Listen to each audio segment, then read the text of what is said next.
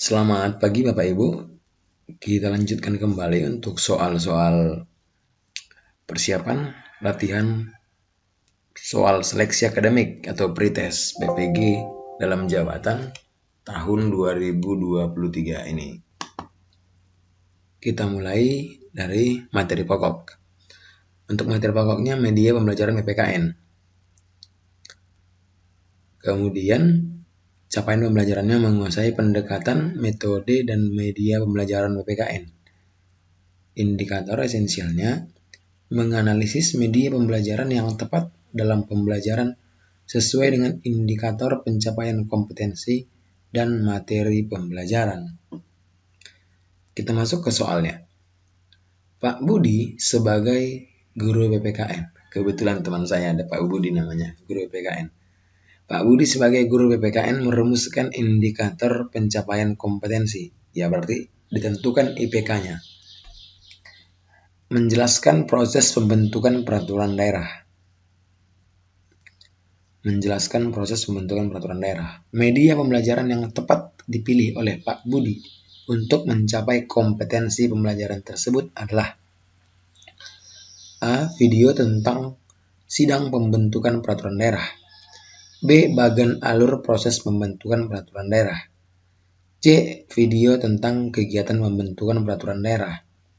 D. Gambar tentang sidang pembentukan peraturan daerah. E. Aplikasi tentang sidang pembentukan peraturan daerah.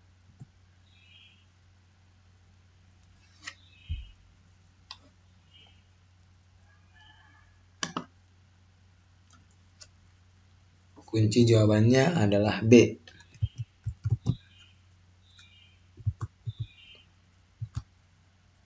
Pembahasannya bagan alur proses pembentukan peraturan daerah. Coba kita baca pembahasannya.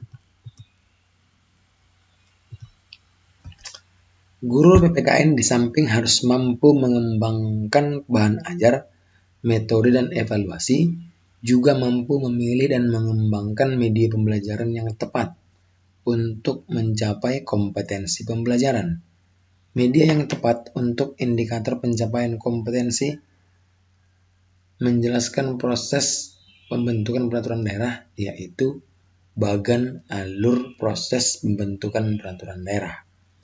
Melalui bagan alur tersebut akan memudahkan peserta didik dalam pencapaian kompetensi, yaitu menjelaskan proses pembentukan peraturan daerah.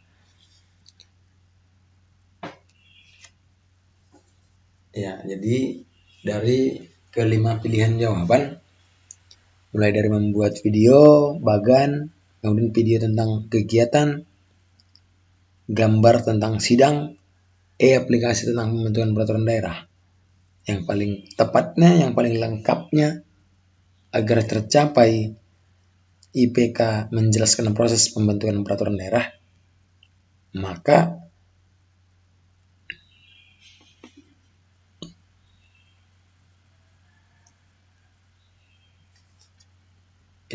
media yang tepatnya adalah B, bagan alur proses pembentukan peraturan daerah. Mungkin dia itu Bapak Ibu membuat bagannya itu mungkin kertas ditempel di karton, lalu ditempel kertas yang bertulisan masing-masing setiap alurnya. Sekreatif mungkin sehingga mungkin bisa dipisah-pisah, lalu diminta untuk peserta didiknya untuk menyatukan kembali alur atau bagannya itu. Setelah dilakukan satu kali penjelasan oleh guru, lalu diminta untuk murid menyusun bagan alur tersebut.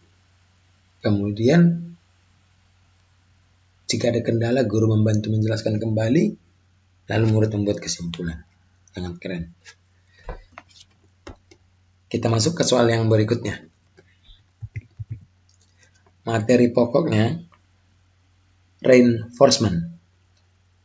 Capaian pembelajarannya melaksanakan pembelajaran yang mendidik dalam PPKN. Indikator esensialnya menetapkan jenis reinforcement yang tepat dalam proses pembelajaran PPKN. Kita masuk ke soalnya.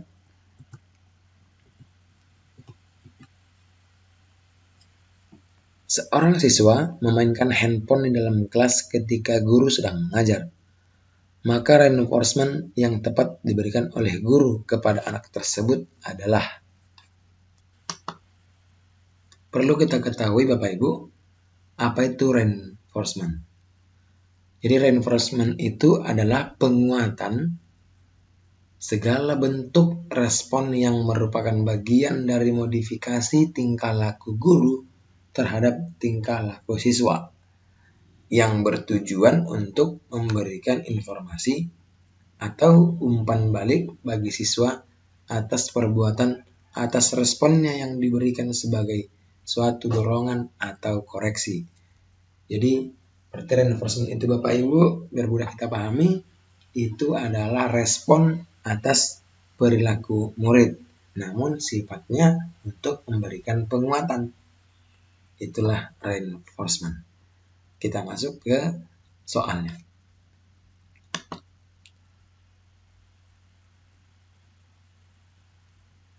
Ya, seorang siswa memainkan handphone di dalam kelas ketika guru sedang mengajar. Kita gunakan penguatan. Maka penguatan yang tepat atau respon yang tepat diberikan oleh guru kepada anak tersebut adalah A. Memberikan ancaman, B. Memberikan hukuman, C. Memberikan tugas tambahan, D. Memberikan peringatan, dan E. Mendekati siswa tersebut. Coba dipikirkan Bapak Ibu, waktunya 5 menit. 5 detik.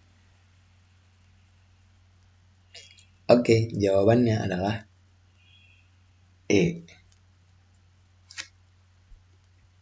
Kenapa E? Karena memang kita tidak diperkenankan sebagai guru untuk memberikan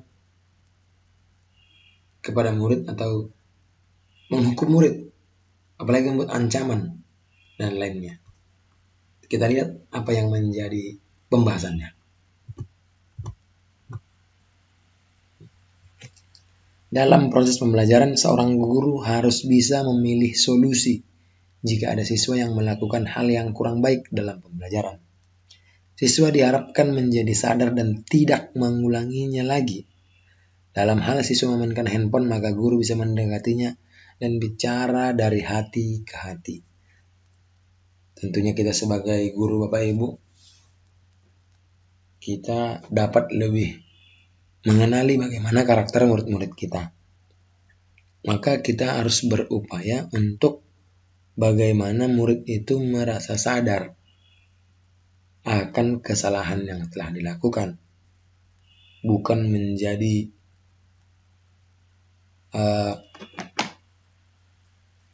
kita menjadi seperti sosok yang ditakutkan begitu. Sosok yang seakan-akan kita ini sosok yang mengerikan karena kita selalu memberikan hukuman, ancaman dan lain sebagainya. Namun kita berperan sebagai orang tua yang sangat sayang dan peduli kepada mereka, maka baiklah untuk bicara dari hati ke hati apa yang dialami dan bagaimana murid tersebut dapat merubah sikap dan perilaku atas kesalahan yang sudah disadarinya. Baik, kita lanjutkan Bapak Ibu untuk soal yang berikutnya.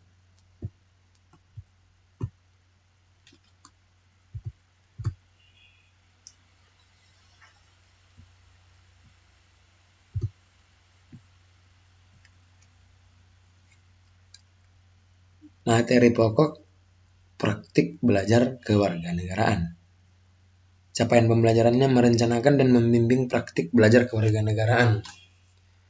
Mengevaluasi indikator pencapaian kompetensi dan materi pembelajaran yang tepat dalam PBK. Praktik belajar kewarganegaraan.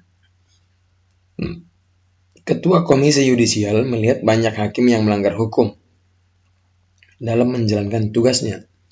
Komisi Yudisial juga bertugas mengajukan usul penjatuhan sanksi terhadap hakim kepada pimpinan Mahkamah Agung atau Mahkamah Konstitusi. Berdasarkan wacana di atas, keterampilan kewarganegaraan yang harus dimiliki siswa sebagai warga negara adalah, wacana di atas kita sudah jelas bahwa Ketua Mahkamah Konstitusi melihat banyak hakim yang melanggar hukum dalam menjalankan tugas-tugasnya. Komisi Yudisial juga bertugas mengajukan usul penjatuhan sanksi terhadap hakim kepada pimpinan Mahkamah Agung dan atau Mahkamah Konstitusi. Jadi perlu kita ketahui Bapak Ibu bahwa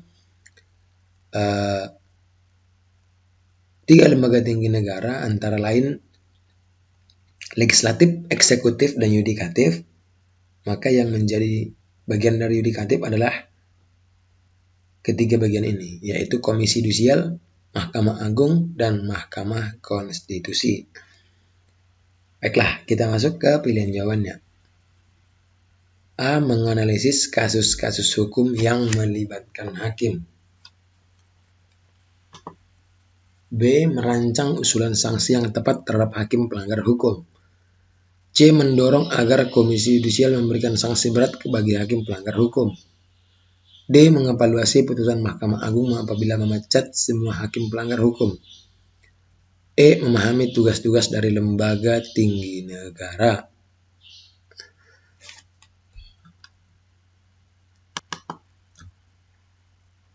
Maka yang menjadi jawabannya adalah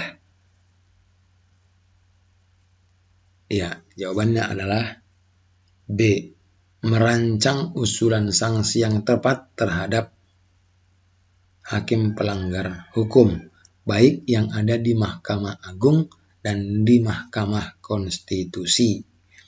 Itulah yang menjadi salah satu tugas dari Komisi Yudisial. Bapak Ibu. Ini dia pembahasannya.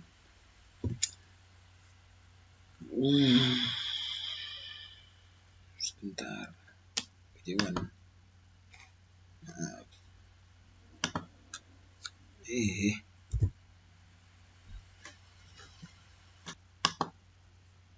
Pembahasannya dalam praktik belajar kewarganegaraan, maka sesuai dengan indikator pencapaian kompetensinya. Maka siswa sebagai warga negara harus memiliki keterampilan kewarganegaraan.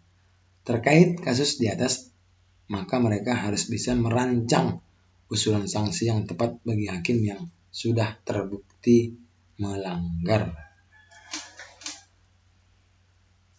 Ya, jadi ini Bapak Ibu, dalam kegiatan pembelajaran tersebut dilakukan praktik belajar kewarganegaraan. Jadi beberapa murid mempraktekkan perannya sebagai Komisi Yudisial, Mahkamah Agung, dan Mahkamah Konstitusi. Karena dilihat oleh Komisi Yudisial, ini dalam praktek Bapak Ibu, praktek murid, dilihat oleh Komisi Yudisial sudah banyak dari Mahkamah Agung atau hakim Mahkamah Agung maupun hakim Mahkamah Konstitusi yang melanggar hukum, maka dia berhak sebagai Komisi Yudisial untuk mengajukan ke Ketua Mahkamah Agung maupun Mahkamah Konstitusi atas perbuatan hakim yang melanggar hukum tersebut. Itulah yang menjadi tugas atau pemahaman dari murid dalam praktik belajar kewarganegaraan pada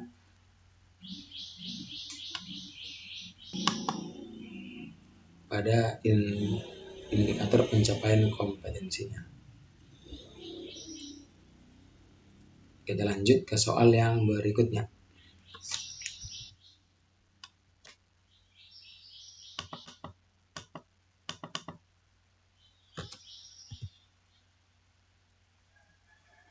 Materi pokoknya prosedur evaluasi pembelajaran. Capaian pembelajarannya menguasai prinsip dan prosedur evaluasi proses dan hasil belajar peserta didik dalam PPKN.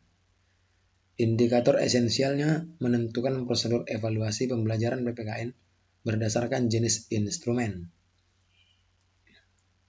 Ketika dalam suatu kegiatan pembelajaran, guru memberi kesempatan kepada peserta didik untuk menemukan pengetahuan tentang perilaku manusia dalam memanfaatkan tempat sampah dari berbagai sumber belajar, maka tampilan guru tersebut dikategorikan sebagai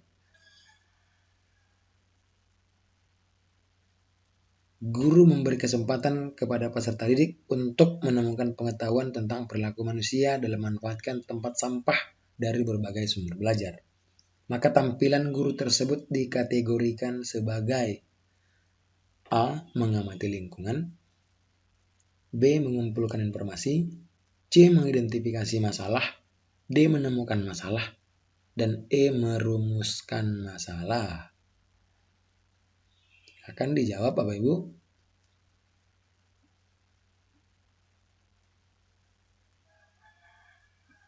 Artinya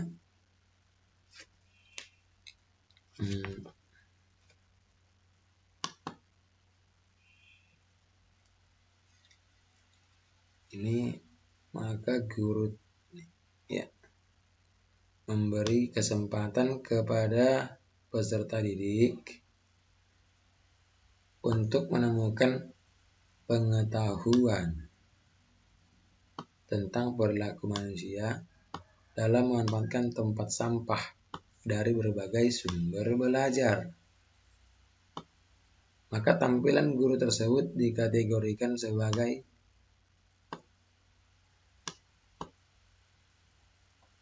A. Mengamati lingkungan, B. Mengumpulkan informasi, C. Mengidentifikasi masalah, D. Menemukan masalah, dan E. Merumuskan masalah. Tentu jawabannya adalah mengumpulkan informasi. Kenapa mengumpulkan informasi?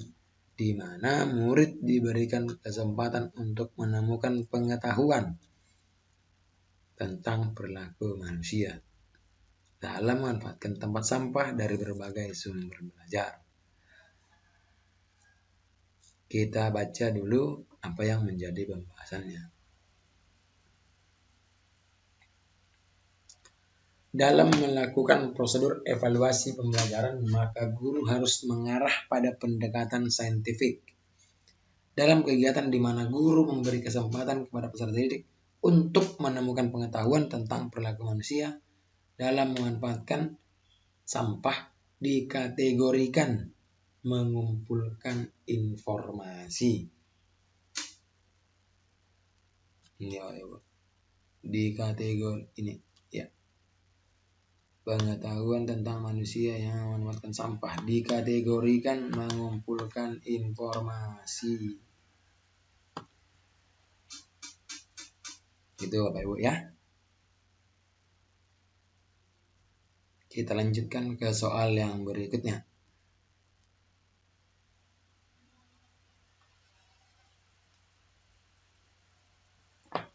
Untuk materi pokoknya perencanaan dan pelaksanaan penilaian. Capaian pembelajarannya merencanakan dan melaksanakan evaluasi proses dan hasil belajar peserta didik dalam pelajaran PPKN. Indikator esensialnya menentukan jenis penilaian berdasarkan indikator pencapaian kompetensi dan materi pembelajaran.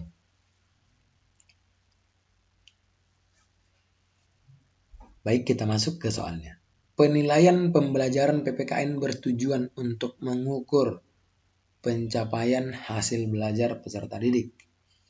Ketika dalam suatu kegiatan penilaian pembelajaran, guru menggunakan instrumen yang berbeda antara peserta didik laki-laki dan perempuan, maka kegiatan penilaian tersebut dikategorikan sebagai tindakan yang tidak.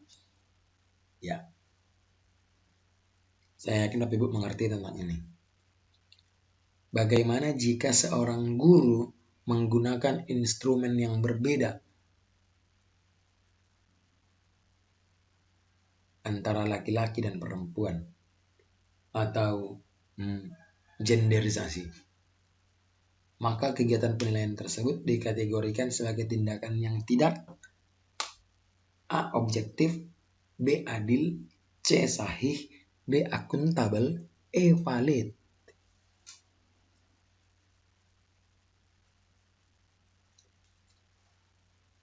Hampir semua benar ini jawabannya. Ya memang guru tersebut kalau seperti itu tidak objektif juga, tidak adil, tidak sahih, tentu juga tidak sahih ya kan hasilnya. Tidak akuntabel, tidak bisa diperhitungkan dengan benar. Tidak valid juga. Namun yang paling benarnya adalah Ya, B. Tidak adil. Kenapa tidak adil? Ya karena murid laki-laki dan murid perempuan itu sama. Seharusnya di hadapan guru. Tidak ada bedanya. Bedanya hanya di jenis kelaminnya. Terkait pada jenis kelamin, pada perbedaan jenis kelamin tersebut, dalam kegiatan pembelajaran tidak ada yang bisa dibedakan. Kita lihat pembahasannya. Guru dalam merencanakan dan melaksanakan evaluasi proses belajar dan hasil belajar peserta didik dalam PPKN, maka tidak boleh memberikan perlakuan yang berbeda hanya karena berbeda jenis kelamin. Karena hal ini menjadi tidak adil. Guru dalam melakukan penilaian harus dilakukan dengan adil dan tidak membedakan latar belakang maupun jenis kelamin murid. Ya, artinya guru itu harus bertindak benar. Jangan menggunakan alasan apapun untuk memberikan instrumen-instrumen penilaian yang berbeda kepada setiap murid. Di sanalah yang disebut dengan guru harus objektif. Oke Bapak Ibu, kita lanjutkan ke soal berikutnya.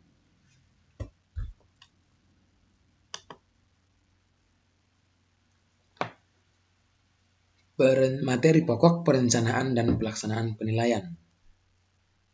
Capaian pembelajarannya merencanakan dan melaksanakan evaluasi proses dan hasil belajar peserta didik dalam pembelajaran PPKN. Indikator esensialnya merumuskan langkah-langkah dalam menyusun perencanaan penilaian pembelajaran. Soalnya, kegiatan mengembangkan kisi-kisi penilaian dalam prosedur penilaian pembelajaran PPKN dilaksanakan setelah A. Tujuan pembelajaran diketahui, B. Teknik penilaian ditentukan, C. Penilaian telah dilaksanakan, D. Instrumen penilaian telah disusun, E. Kunci jawaban telah disusun. Indikatornya tadi merumuskan langkah-langkah dalam menyusun perencanaan penilaian pembelajaran. Ingat, merumuskan langkah-langkah dalam menyusun perencanaan penilaian pembelajaran. Jadi kegiatan mengembangkan kisi-kisi penilaian dalam prosedur penilaian pembelajaran PPKN dilaksanakan setelah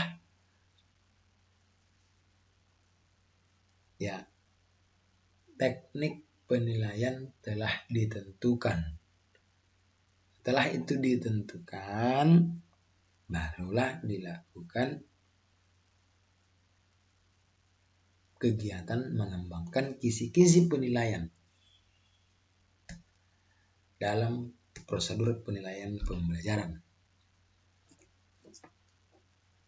Kunci jawabannya adalah B. Kita lihat pembahasannya. Sesuai dengan langkah-langkah yang dilakukan guru dalam menyusun perencanaan penilaian pembelajaran.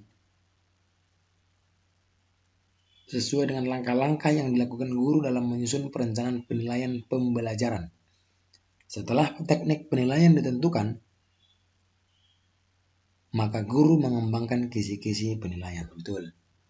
Kisi-kisi yang memuat materi, indikator pencapaian kompetensi, bentuk soal, tingkat kesukaran soal, dan berapa jumlah soal dari setiap indikator pencapaian kompetensi.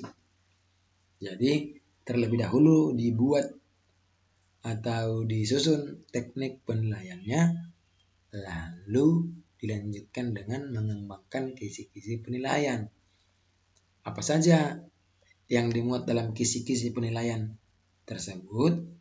Antara lain materi, IPK, bentuk soal, dan tingkat kesukaran soal, serta berapa jumlah soal dari setiap IPK. Itu ya Bapak Ibu ya. Jadi itu saja untuk pagi hari ini. Semoga bermanfaat Bapak Ibu yang sedang persiapan untuk tes seleksi akademik. Tetap semangat dan sampai jumpa.